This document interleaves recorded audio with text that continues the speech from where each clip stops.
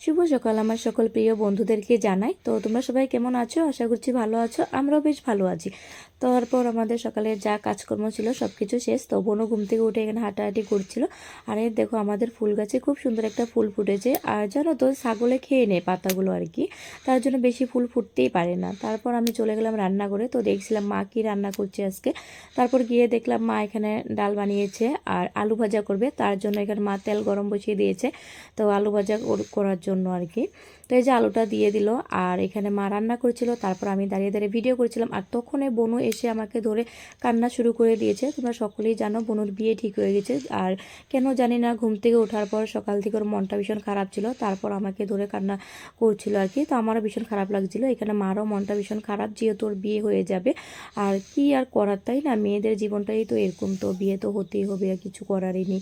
তারপর আমি ওকে বুঝিয়ে সুঝিয়ে তারপরে চলে গেলাম দোকানের দিকে। তারপরে দোকান থেকে এখানে আমুল তাজা নিলাম।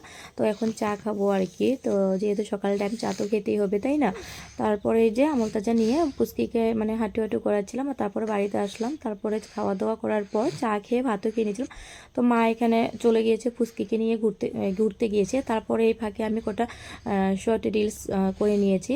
যেহেতু পুচকি বাড়িতে থাকলে ভিডিও করা একদমই সম্ভব হয় না, আর রিলসও করতে পারি না। তো সেরকম ভয়েস দেওয়া হয় না, কারণ পুচকি বাড়িতে থাকলে অনেক দুষ্টুমি করে। তো আমি ভিডিও করার পর পুচকি চলে এসেছে বাড়িতে। তারপরে এই দেখো পাশের বাড়ির ভূমি এসেছে। তারপর এখানে দুজনে খেলা করছিল। আর তারপর হয়ে গেল বিকাল। তো বিকাল দিকে এই যে পুচকিকে একটু বাস্কেটে নিয়ে শর্ট ভিডিও করেছিলাম, তো ওকে নিয়ে একটু ঘোরাচ্ছিলাম আর কি। তারপর হয়ে গেলো সন্ধ্যা। তো সন্ধ্যার দিকে দেখো এখানে দাঁড়িয়ে দাঁড়িয়ে দুষ্টুমি করছিল পুচকি। তারপর আমি পুচকিকে বললাম, পুচকি শোনা তুমি কি খাচ্ছ? তো বলে কি তো এখনও তো ভালো মতন কথা বলতে পারে না। তো পুচকি এখানে বসে বসে নুডলস খাচ্ছে আর কি। তারপর নিয়ে আসলাম রুমে। আর রুমে আনার পরে দেখো কি দুষ্টুমি করছে। আর আমাদের পুচকি না ভীষণ দুষ্টু, কি বলবো। এই দেখো আমি চোখেতে রাখলাম উঠে পড়েছে। তারপর সন্ধ্যার দিকে বোনুর মনটা মানে আস্তে আস্তে ভালো হয়েছে। ভালো হওয়ার পর দেখো এখানেও পেঁয়াজি বানিয়েছিল।